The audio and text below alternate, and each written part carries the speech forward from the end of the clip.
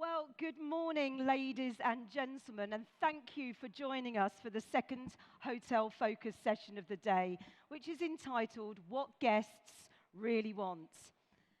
And there's no doubt about it, the pandemic has caused major shifts in consumer travel behaviours and preferences. It has accelerated global movements, particularly sustainability and wellness, and increased the use and adoption of technology.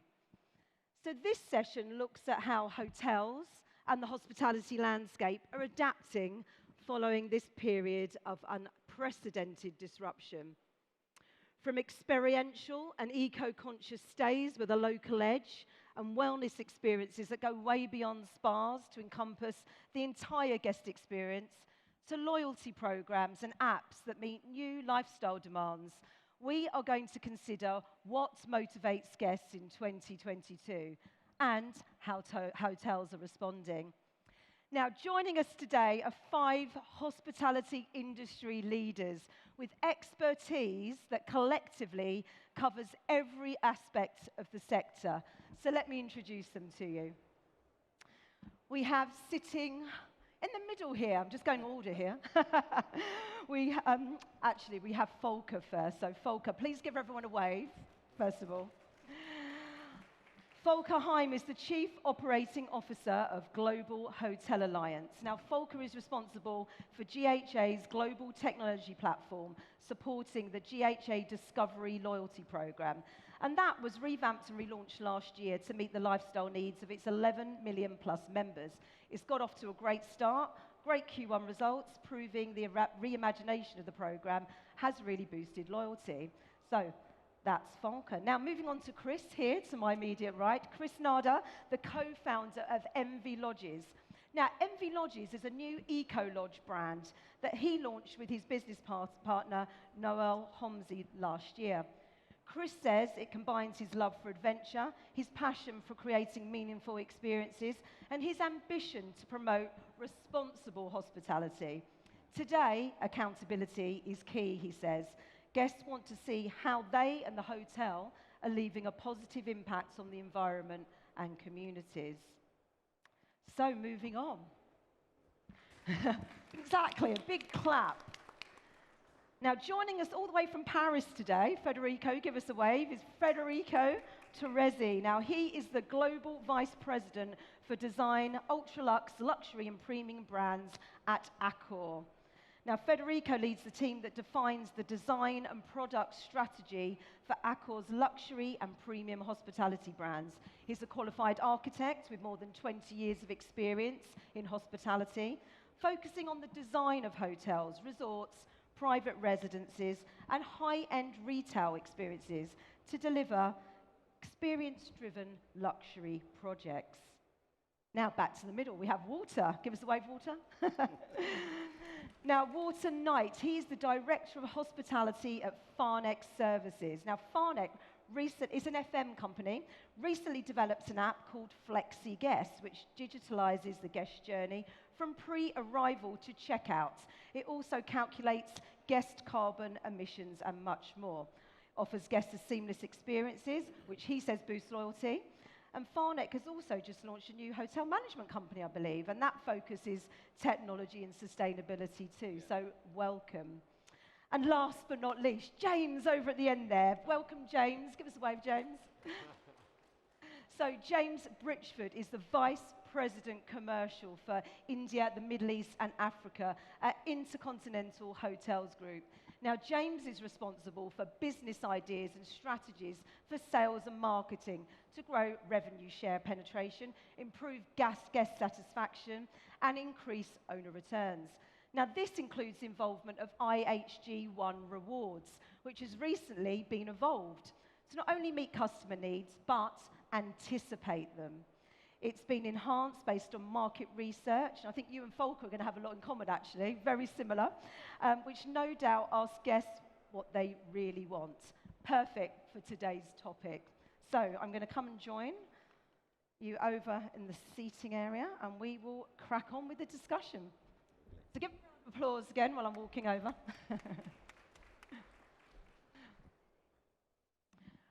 Right, gentlemen, so I think the best place to start is really to talk about what factors are shaping the decisions of travellers when booking hotel accommodation today. So let's start with Chris at the end there. All right. Thank you, Gemma. Booking has been influenced by several factors, obviously. And the biggest change that happened in the last few years is the choice of hotels, of brand has changed. People are going, when they go on a leisure, for a leisure purpose, people are going more for boutique brands, for independent hotels. They're looking for something that is really unique, that is really give them an experience that they cannot have all the time with mainstream brands. And one of the most important factor in making a decision about what hotel they choose is really about whether that hotel fits with their values. And some of those values are driven a lot by sustainability. And we're seeing this shift more and more, as everyone knows, that has been driven by this new generation of traveler. Does this hotel align with my values? Is it doing enough to actually offset whatever negative impact I have by coming to that hotel? What type of regenerative activities is being implemented at the hotel that I feel proud of? If I leave this hotel, am I gonna be proud of my stay? Have I contributed? This type of market is not really influenced by price and is not really influenced by loyalty. They don't go to a specific hotel because they have a loyalty program or because, you know, this is cheaper than that. The same traveler who goes on business who's willing to spend $200 on a five-star hotel somewhere, when they go on leisure, they will be willing to pay up to $1,000 just because that hotel fits with their values. And I think this has been an important shift in how guests are choosing their hotels when they book. Fantastic, thank you for those insights. Now I'm going to hop to James. Didn't expect that, did you, James? I didn't. You caught me on the hop. You caught me on the hop. Now, boutique. Now, obviously, IHG's got a lot of brands. Some are more boutique, some are bigger. Would you agree with that? And what are you noticing? And how things have changed? Because the pandemic has changed so much. So is it value-driven in terms of people's values or value-driven in terms of price? What are you noticing? I think the best way to answer that, Gemma, is just to see the evolution of the brands that are under the IHG umbrella. I agree with the statements made earlier there. There is a change or a new kind of interest in terms of why people are travelling. And of course, IHG are our bastion, if you like, or our mainstream brands of Holiday Inn, Crowne Plaza. We've also got the luxury end as well with Intercontinental and Regent. But if you look at what we've acquired in the last few years, they have been in that lifestyle area. So we acquired Kimpton, which is famous for its levels of personalisation. We also acquired Six Senses in 2019 on the basis that they are arguably one of the leaders globally in terms of wellness and their spa delivery, because that is what consumers, that is what guests are looking for. So we found ourselves looking at our portfolio and better understanding how we can plug those gaps. Fabulous. So, would you say it's quite lifestyle driven? You know, like you said, the pandemic has really brought wellness to the fore, sustainability to the fore. Absolutely, absolutely. And you can no longer say to your guests who are consumers that you're thinking about it. You have to illustrate what you're doing in that. And at IHG, we have what we call IHG Green Engage, where every single one of our 6,000 hotels has to adhere to certain deliverables, because if you don't, quite frankly, consumers, guests will not stay for you. So whether you're at the boutique end or indeed at the mainstream end of the hotel world, you have to deliver to those promises. Now we're going to come back to sustainability, definitely, and we're going to come on to loyalty, technology, but I just want to hop to Federico a moment. Now, you're working on projects from the inception stage, from that concept. So you've got to be one step ahead of the game, haven't you? You've got to know what's coming up, what guests are going to want in a couple of years' time. So what are you doing now in terms of new projects or maybe reimagining properties to actually adapt to how things have changed and what customers want? Sure. Hello, everyone. Well, ideally, what we're looking at is where is the market going? And that's kind of driven by guest demand. So by bringing together all my colleagues' comments, what we're doing is we're trying to think ahead 10 years from now, and we're looking at our portfolio of brands and make sure that we can design something that is experience driven. Guests are looking for experiences because now, after this 2 year of hibernation, the way they're evolving their travel is more about what they can do when they get there because they're getting there for a bit longer. So we're looking at somebody maybe going to work for a much needed meeting with his colleagues, but then extending that stay and wanting to stay over the weekend. And maybe inviting their families, and maybe adding in another week of leisure. So our brands need to offer those opportunities. So when we do the inception of the brands, and this is across the board, but obviously our focus on the luxury and premium sector, we're looking at what can those brands offer now, what can they offer in 3 to 5 years' time, and the circle is about 10 years. So we have to think from now to 10 years, how we can evolve that brand, how can we look after the guests' needs, and we work with proper data and scientists to get there. So anthropologists, we're looking at, for example, social media data to give us feedback on how our guests interact with those brands, what they're looking for. And that shapes the guest journey. So all of our brands are designed on the basis of a guest journey. The guest journey starts when you're thinking about booking and then ends when you're leaving your review on TripAdvisor. We have to make sure that we close that circle with a smiley face. Yeah. So it's all about that. And so this design is integral to the guest journey, and therefore it's integral to the experience that we give our guests. Now I'm going to come on to some of the concepts a bit later, but it's really interesting what you said about gauging the social media. What elements of hotels are they digging in at the moment? You know, what are they saying? Wow, this is amazing. This really is my thing.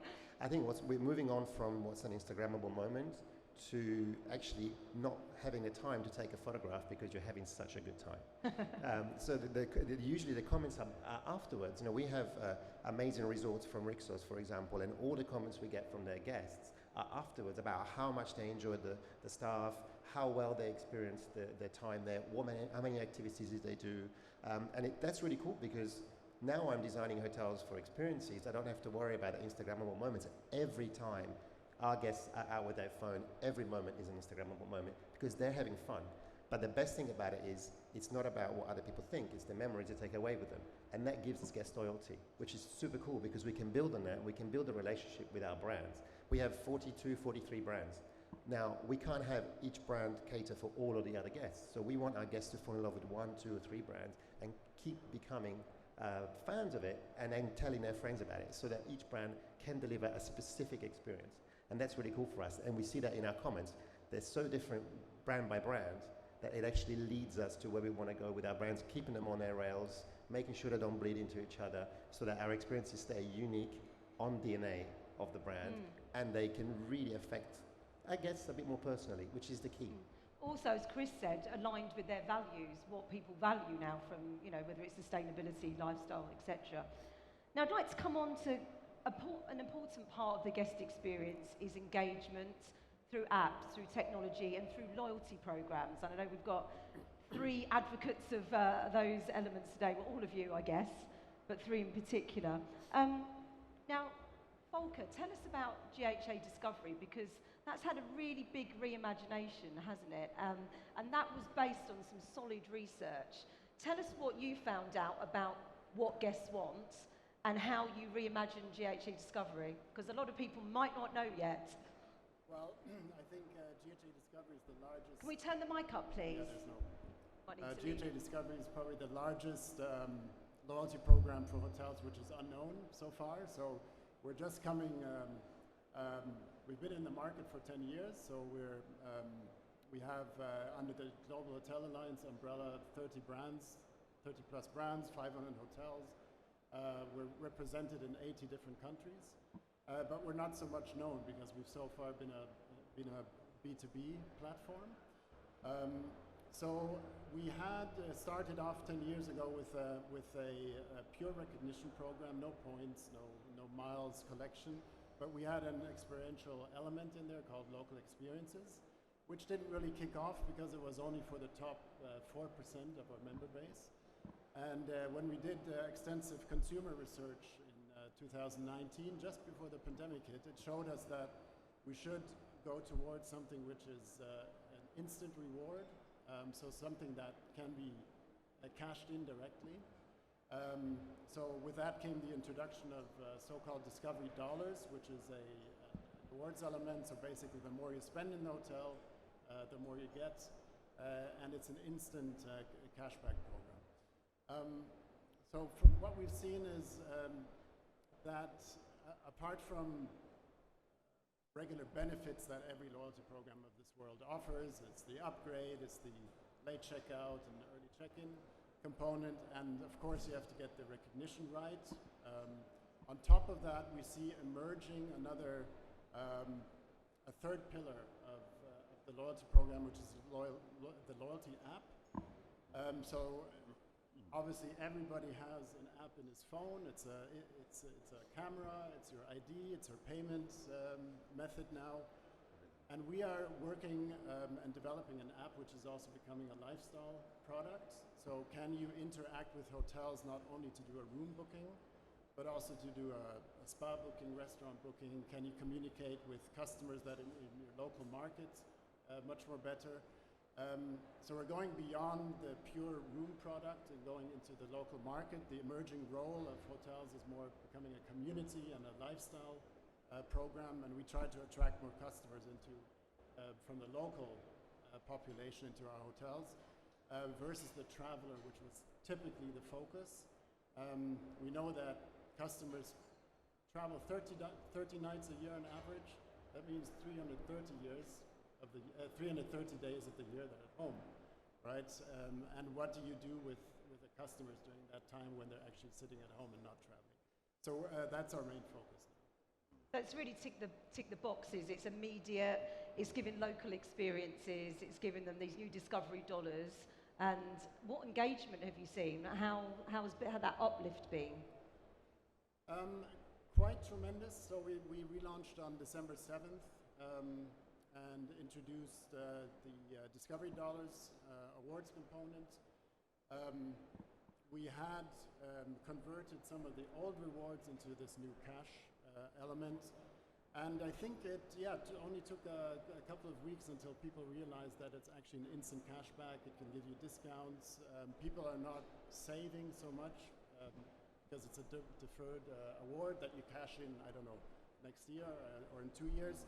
It's instantly on your account and can instantly be used. So we've seen a good pickup. Redemptions are increasing as we speak. Thank you very much. Now, James, I will ask you about this, but I don't want to leave water hanging any longer. Yeah, sure. Water. Now, can you tell us a bit about the technology that you're giving to hotel companies, that you're rolling out, and how it's driving guest engagement, improving the experience, and really giving guests what they want? Well, yeah, thank you very much for that. We created an app called FlexiGuest, and this evolved out of the management of Expo Village. Roughly 2,100 apartments, which we ran as a hotel apartment during the Expo event. We had 3,600 guests every day, running at about 96% occupancy. So in the beginning, when you had these guests coming, we were getting busloads, 60 people at a time. And of course, they're apartments, so where do you place people when you check them in? We started to really sort of think about it, and we created an app that allows guests to do a pre-check-in and then present a QR code on arrival. And then we thought further than that, and so what else can we do for the guest when he arrives? So the app developed literally can complete a guest's journey right from check-in or pre-check-in to check-out and everything in between.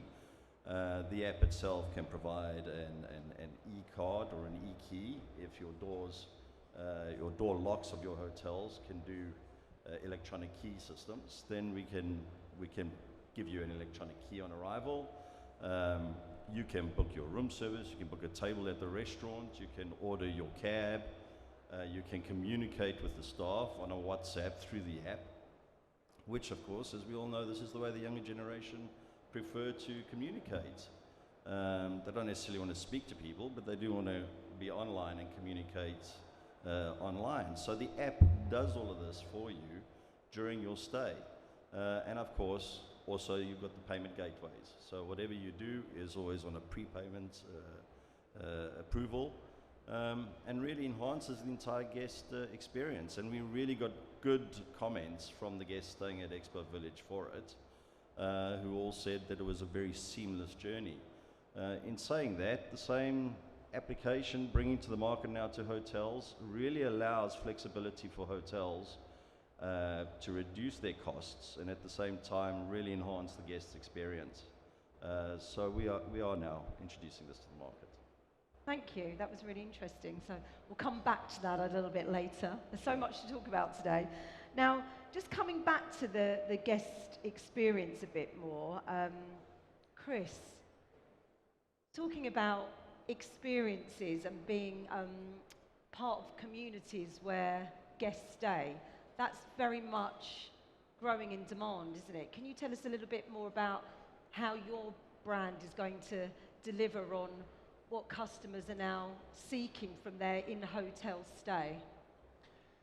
Yes, the brand is built on experiential hospitality and experiential stays. So what we did with the project that we're developing at the moment, and we're making our first few announcements in the next few weeks, each of the projects has one anchor experience. It's a dominant anchor experience, be it wellness, adventure, agritourism, culture, or environmental. And this dominant experience defines everything that has to do with master planning, design, guest journey, activities, etc. Within this dominant experience that you choose, we are noticing that the most in-demand experience is on the wellness and well-being side. We recently partnered with Meraki, who's a leading consultant in well-being and wellness. Lindsay, the founder, is here with us today. We wanted to make sure that whether you choose that dominant experience, be it environmental or adventure or any other, well-being and wellness is embedded in the guest's journey beyond the boundaries of a spa, and this is very important. Guests today don't expect wellness to be within those four walls. So it has to do with how do you integrate this in your food? How do you integrate this in the activities? Wellness is about also just taking walks and hikes. Wellness is about integrating with the local communities. It's about going to local schools and support, children. Wellness is also about picking up trash from the beach.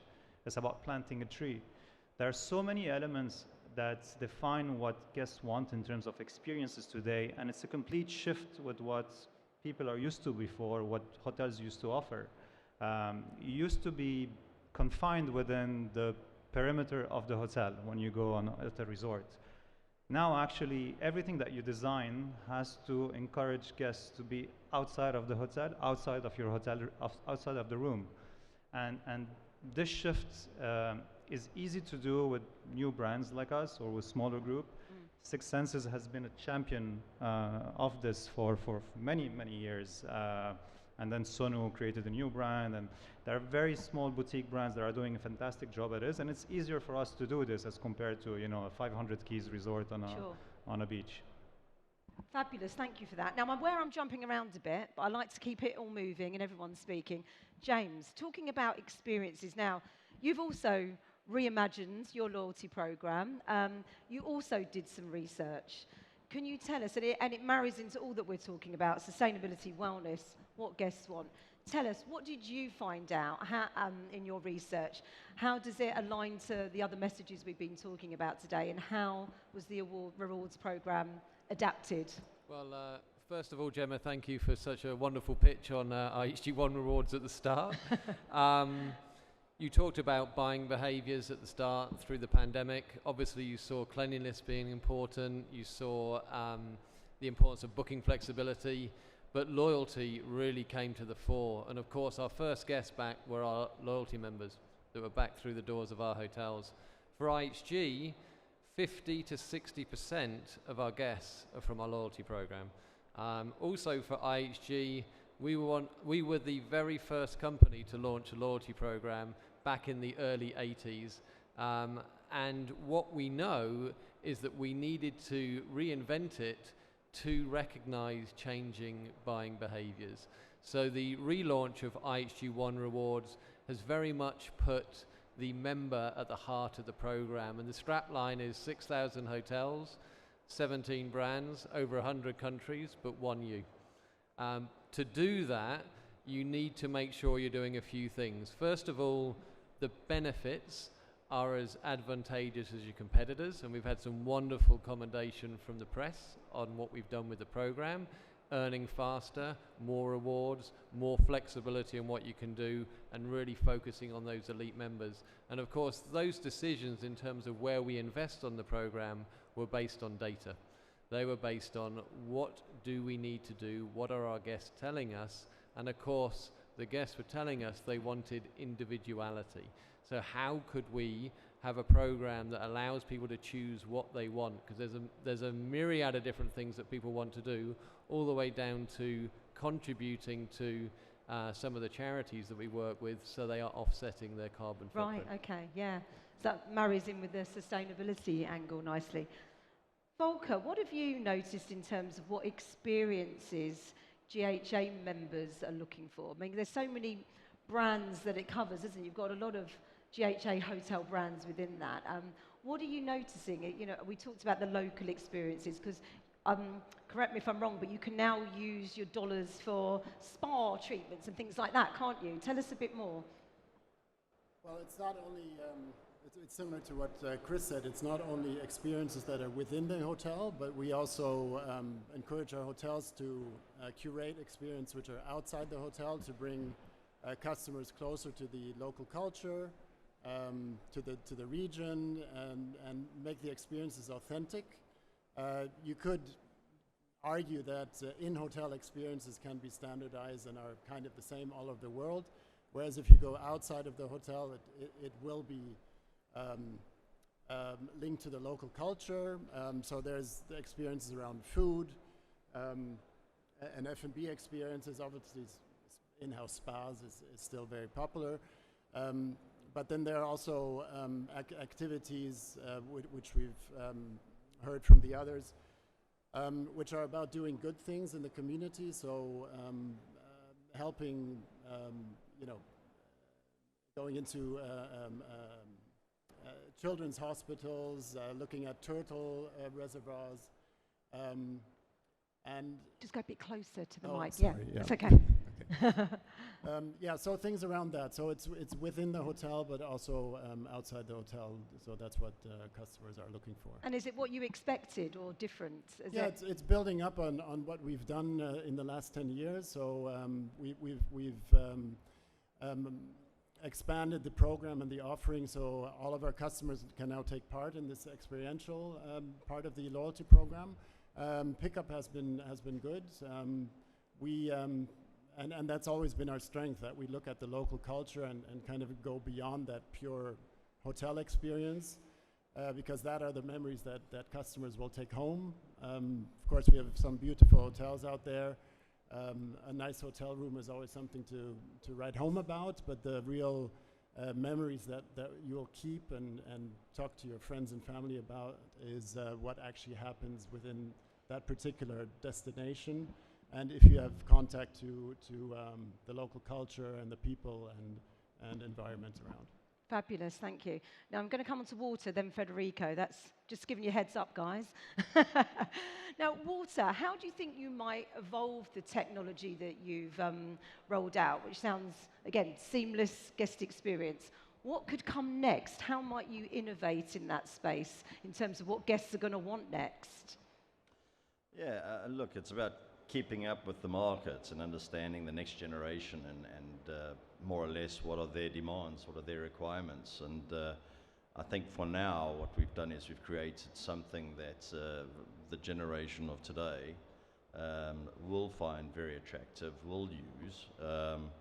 It does allow flexibility to take control of your journey from the beginning right the way through.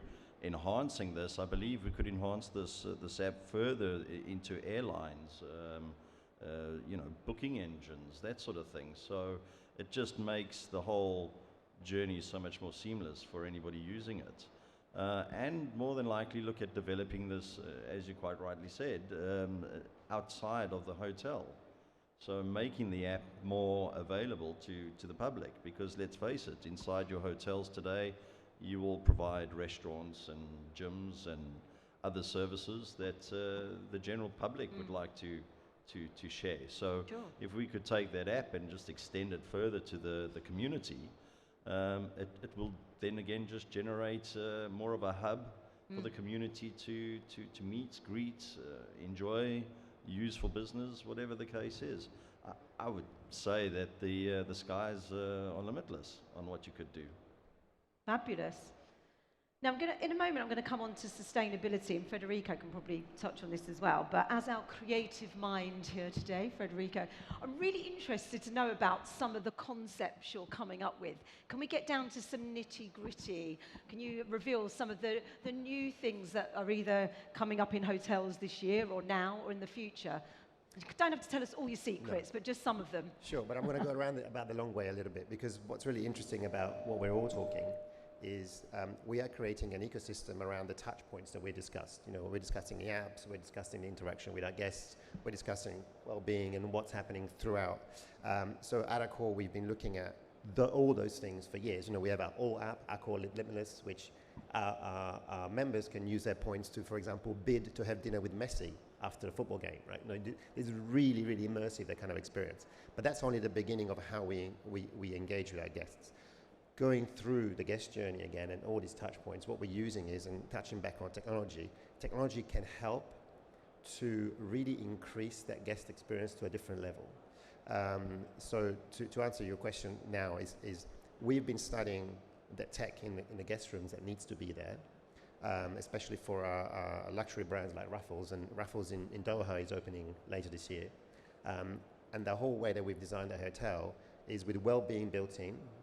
And with that philosophy, we've used technology in the guest room to create immersive experiences so that the guest room adapts to the time of day, to a situation, to guest needs through an app or just through suggestions.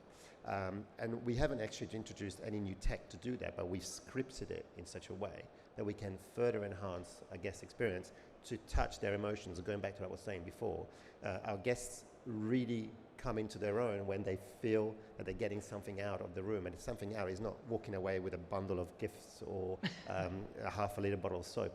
That's no longer the case. What they want to come away with is that they've been touched somehow emotionally, and they want to go back to that brand because that brand offers that. So we're using tech in different ways. So at that level, at Raffles level, and you'll see it a little bit in Doha, and we're gonna really build on that. It's gonna create moments that guests are gonna want to savor and are gonna want to experience, and they maybe want to take some time to enhance their well-being, so that we'll present them with opportunities to meditate, we'll present them with opportunities to have a longer bath or enjoy a read or have a special cup of tea or a special experience with the dinners. That's at that level, so at ultra luxury level. When we're going to move it down to kind of premium and, for example, one of our brands like Mövenpick. So with Mövenpick, what we've looked at actually is it's kind of an urban brand. It's got lots of resorts, but the way that Mövenpick was born about generosity and was born about welcoming guests into an F&B environment. It was the first brand ever to offer wine by the glass in Europe, so it's you know, it's really flexible, and it's very generous in terms of portions and what it can offer to families and what it can offer to travelers.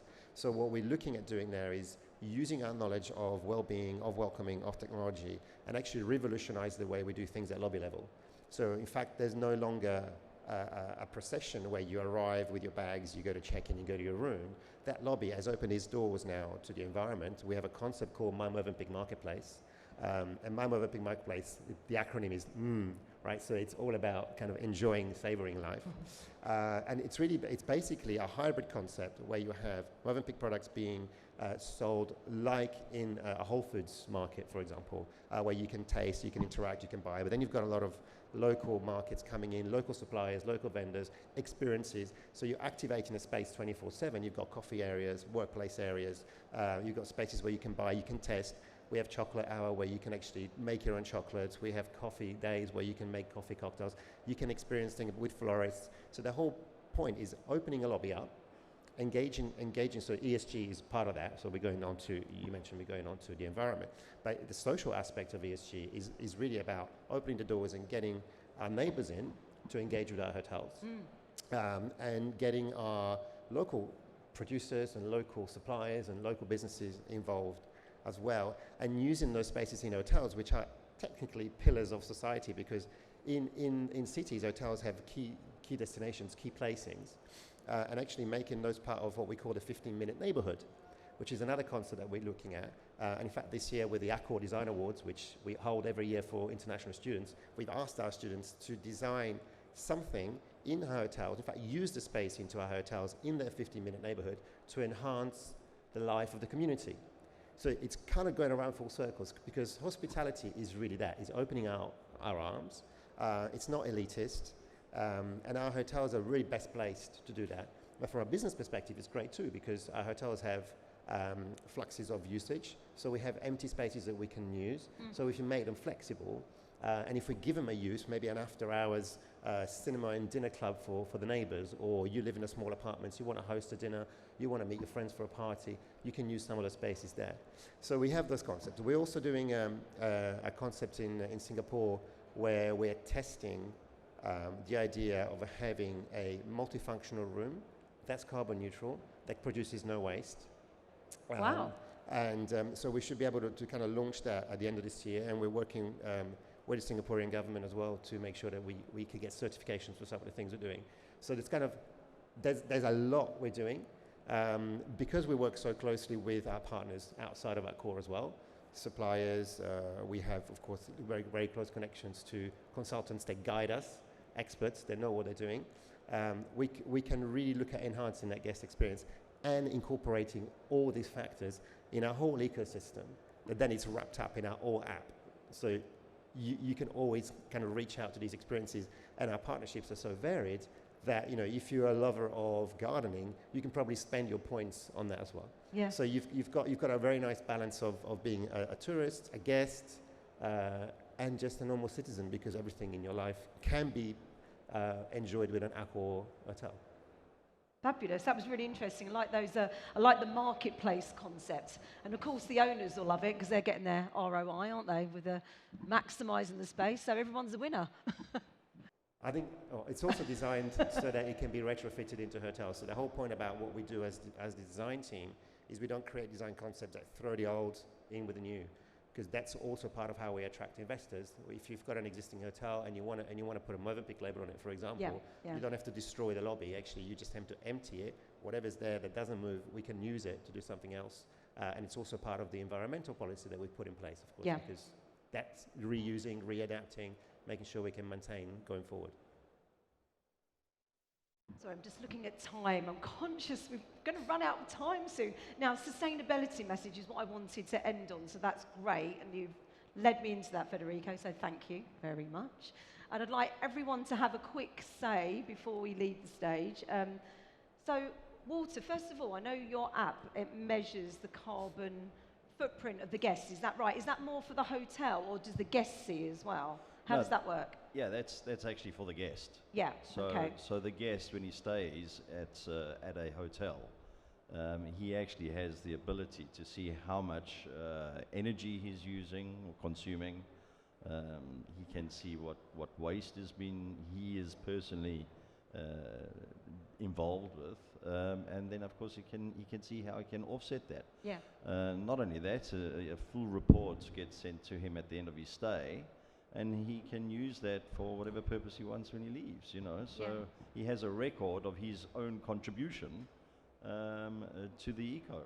And is it popular? It's starting to become popular, yes. So we've Interesting. rolled it out, and so now, you know, people are definitely getting involved with it. Awareness is growing, yeah. I mean, other than that, we do the Green Globe certification for hotels. So, you know, you link the app together with that as well.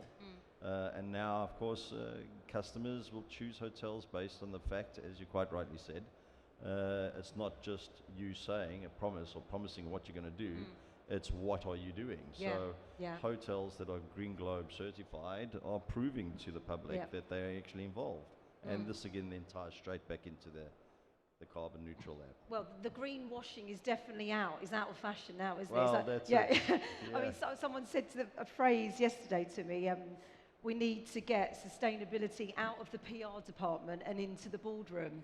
And I think that is crucial for the entire industry going forward, isn't it? I'd like to just ask James and Volker quickly in terms of what you're noticing in terms of how guests are demanding sustainability and how that perhaps is built into loyalty. We need to do it quite quickly, so I'm going to get you to do it in a few sentences, and then I'm going to end with Chris. This is Mr. Green. Am I now being timed? Yeah.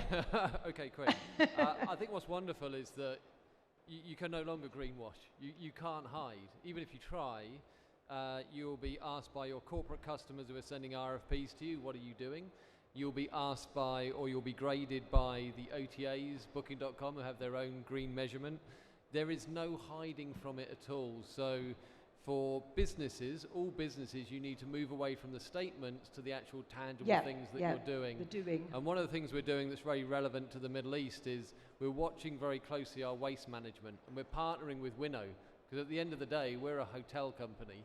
We are not a technology or a company that can help with this, but Winnow, in a very short period of time, with 30 of our hotels across the Middle East, have reduced our waste by 68%. So, but this is what people want to hear. They want to hear tangible things. Yeah. They don't want to From hear... a source that's credible, not just Absolutely. you guys saying it as the outside Absolutely. source. Yeah, fantastic. Volker, just quickly, I mean, some of the brands within JHA, I mean, are some of leaders in terms of sustainability. Again, what are you noticing from JHA members and what they want and how this is all happening? Well, not so much because we're not the operators of the hotels, and we would have difficulties to change anything which is hotel hardware, waste management, change AC systems, energy and water consumption management, all that. From a loyalty program operator's point of view, we are actually classifying our hotels now in green hotels and which are the most sustainable ones.